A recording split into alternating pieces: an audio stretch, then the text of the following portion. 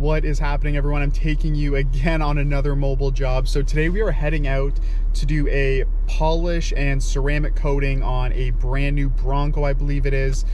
This was a customer actually from last summer that got 2 ceramics done. So they're coming back for their 3rd. So we're just gonna head out right now. It's about 9 in the morning right now. Hopefully get there around 10.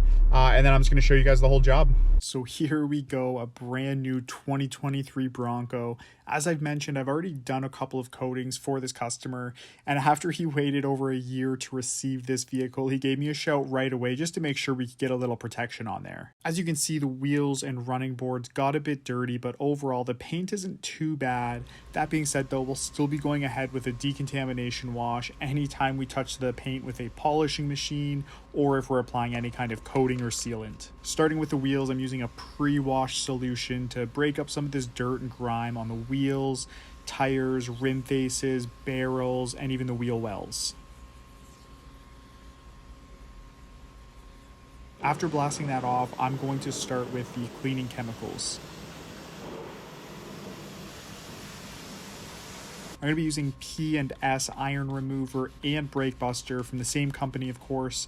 This is going to help remove any brake dust and contaminants that are just sitting on there.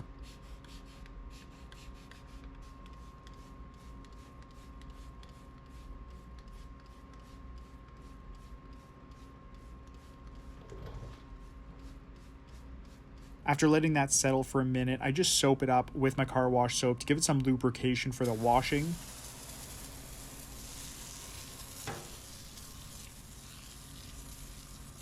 I'll get in there with the barrel brush to give it some agitation and let that sit for a while I clean the outside.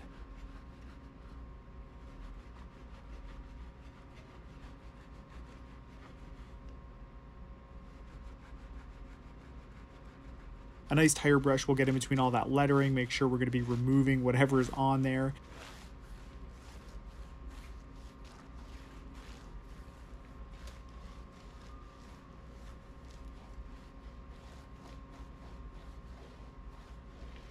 And a wash mitt for the rim faces is usually the safest option, and then you can use a detailing brush to get the lug nuts and some of the areas that the wash mitt just won't reach. I'm going to give this a good blast off to remove the dirt and chemicals, then we'll move on to the paint.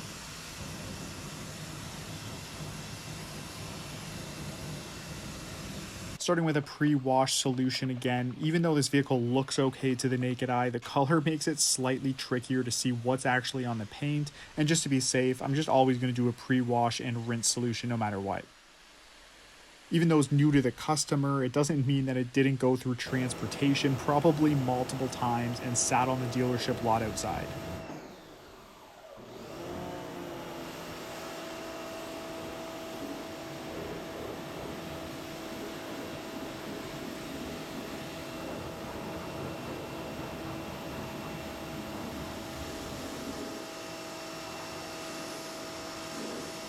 Now this customer has an awesome setup with a drain and everything installed, but because we are in a garage with personal stuff and toolboxes around, I'm not going to be using my full-size foam cannon because I want to kind of reduce the risk of any splatter on his personal stuff. So I'm just going to be using this hand pump, the IK Foam Pro 2. This just has a bit of a funny nozzle on it now. It usually sprays better than this, but I think I do have to replace the filter on this one. But along with the soap on the wash mitt from the bucket, it still provides more than enough soap just to get a nice contact wash, especially after it's already been pre-washed. Now that the second step is done, we'll be moving on to the iron remover and clay. This will just be getting any further contamination that was just too strong for the regular pre-wash or the contact wash. Because it's new, I like using the synthetic clay mitt and just spraying the iron remover right on it. This kind of allows me to work it in while decontaminating. Now that we're done with a wash, we'll start with the inspection. The color of this paint made it tough to pick up on camera, but the paint was in really good shape, which is always nice to see. That just means the dealership wasn't running it through any automatic car washes. And after taking a look, we are all set for a stage 1 paint enhancement, which is going to prep the paint, shine it up, and remove any small imperfections that might be around it just before we coat. Fair warning, as per usual, you're going to see me polishing for a bit and talking in between. So if you do want to skip closer to the final results, I start the coating process at about 13 minutes. No hard feelings, of course, but if you do want to stick around and watch, I'll try to share some tips for the ones interested in polishing. The two machines are my staples that you'll see in almost all my videos. The full-size machine is my Rupes LHR 15 Mark III, followed by my cordless Flex PXE 80 just for the smaller spots.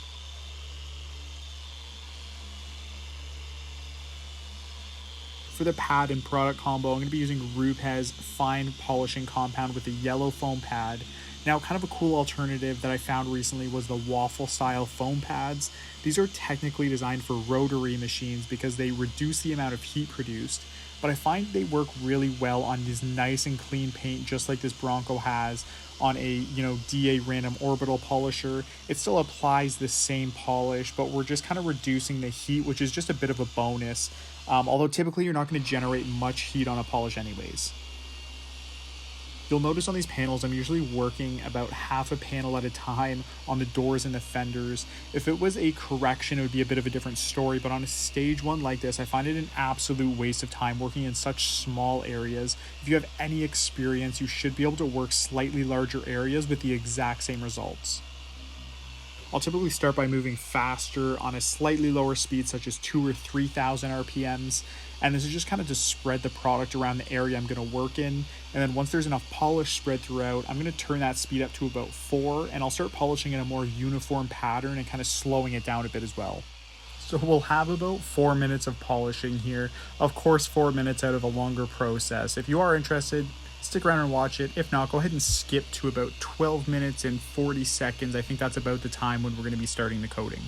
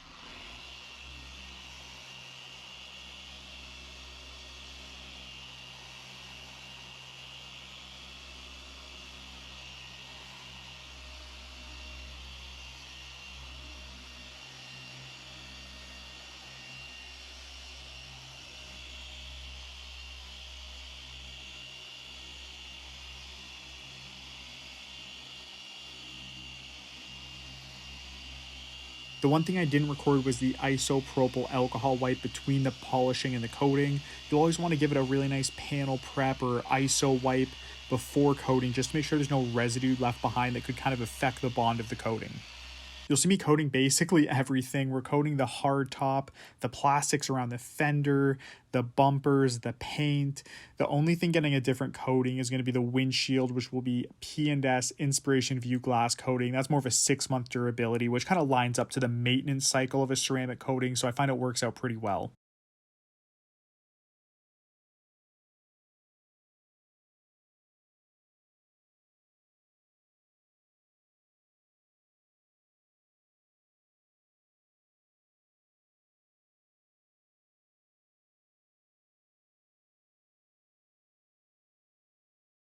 G-Technic, CSL, and EXO is an awesome combo if you're ever interested in either doing it yourself or even professionally for business. It has a 3 to 5 year durability depending on care, maintenance, and conditions, and it is available for purchase for anybody. I'll even link it down below in the bio.